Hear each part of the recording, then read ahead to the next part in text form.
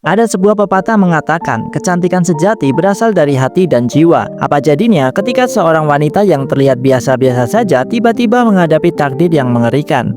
Aminah Bahrami, sebuah nama yang akan mengubah pandanganmu tentang keberanian dan keadilan. Dan di akhir cerita, ada sebuah plot twist yang akan membuatmu menyesal kalau melewatkannya.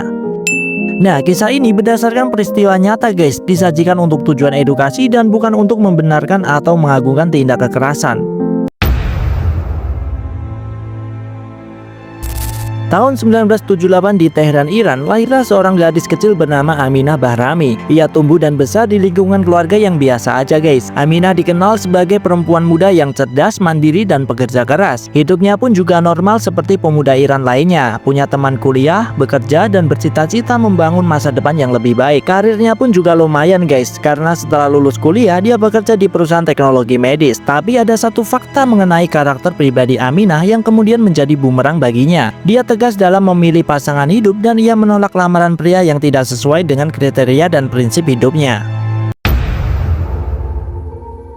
Sebelum itu, aku ceritakan secara singkat background dari pelaku, yaitu Majid Mohaffedi. Ia lahir di Iran dan tumbuh dalam keluarga sederhana. Tidak banyak catatan publik soal masa kecilnya. Tapi dari keterangan kasus, ia dikenal sebagai sosok yang tertutup, emosional, dan kurang stabil secara psikologis. Saat kuliah di Universitas Azad, jurusan teknik elektronika, Majid pertama kali bertemu dengan Aminah Bahrami. Dari sanalah rasa sukanya muncul lalu berkembang menjadi sebuah obsesi.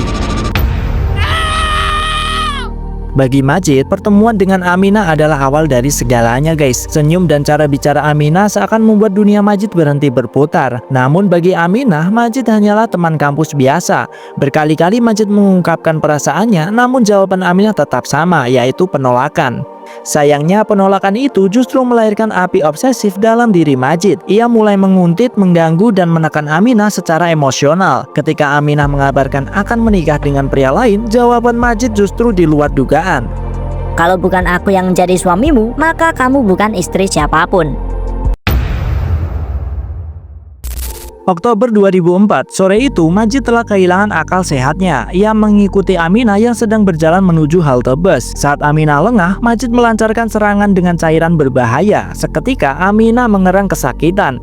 Ia merasa ada sensasi terbakar di wajahnya guys. Sayangnya orang-orang yang ada di sekitarnya saat itu tidak menolongnya sama sekali karena tidak tahu bagaimana cara memberikan bantuan. Selain itu, Aminah juga harus menunggu waktu selama 5 jam sebelum akhirnya ia dapat diperiksa oleh dokter spesialis mata. Serangan itu membuat Aminah kehilangan penglihatannya secara permanen dan saat itulah dunianya menjadi gelap. Nah, kasus ini pun viral hingga membuat Presiden Muhammad Khatami memberikan dukungan untuk meringankan biaya Aminah dalam menjalani perawatan.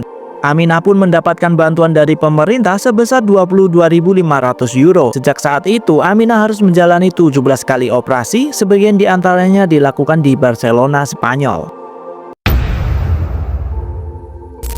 Tidak memerlukan waktu lama untuk menangkap Majid karena setelah penyerangan terhadap Aminah, ia menyerahkan diri ke kantor polisi guys. Singkat cerita, persidangan pun dimulai. Majid mengaku bahwa ia berniat merusak hidup Aminah dengan cara yang kejam supaya suaminya meninggalkannya sehingga ia bisa memilikinya. Saat itu, hakim menginginkan Majid supaya dihukum mati. Akan tetapi, Aminah meminta hukuman khisos, yaitu hukuman setimpal sesuai hukum saat itu, di mana Aminah ingin supaya Majid merasakan konsekuensi yang sama dengan penderitaan yang dialami Aminah. Dan disinilah kalian akan menyaksikan seperti apa hukum dunia guys. Permintaan Aminah terkendala oleh hukum Iran yang menyebutkan kalau wanita hanya punya setengah suara dari laki-laki saat menuntut haknya di pengadilan. Oleh karena itu, meskipun Aminah telah berupaya keras dalam menuntut Majid agar kedua matanya dibutakan, hakim tidak bisa mengabulkannya begitu saja guys. Saat itu hakim hanya bisa memvonis sebagian mata Majid. Namun Aminah tidak berhenti di situ. Dia terus memperjuangkan keadilan. Ia melobi ke beberapa petinggi hingga akhirnya di tahun 2008 pengadilan mengabulkan permintaan Aminah. Tapi lagi-lagi inilah hukum dunia guys. Vonis hukuman tersebut mendapatkan kecaman internasional karena dianggap tidak manusiawi dan pelaksanaan hukuman pun ditunda hingga Juli 2011.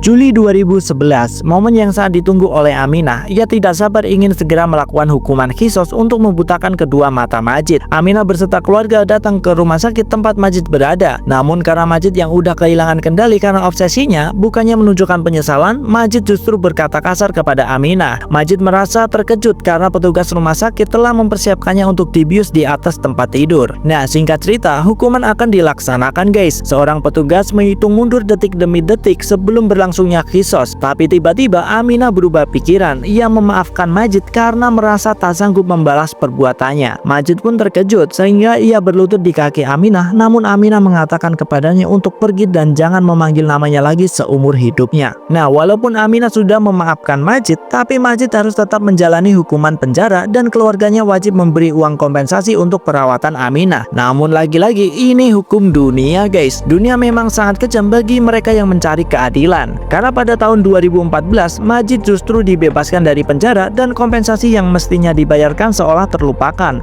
Pada titik itu, Aminah merasa telah dikhianati. Nah, itu dia kisah Aminah yang mengingatkan kita bahwa obsesi bisa menghancurkan orang lain dan pentingnya perlindungan hukum bagi korban.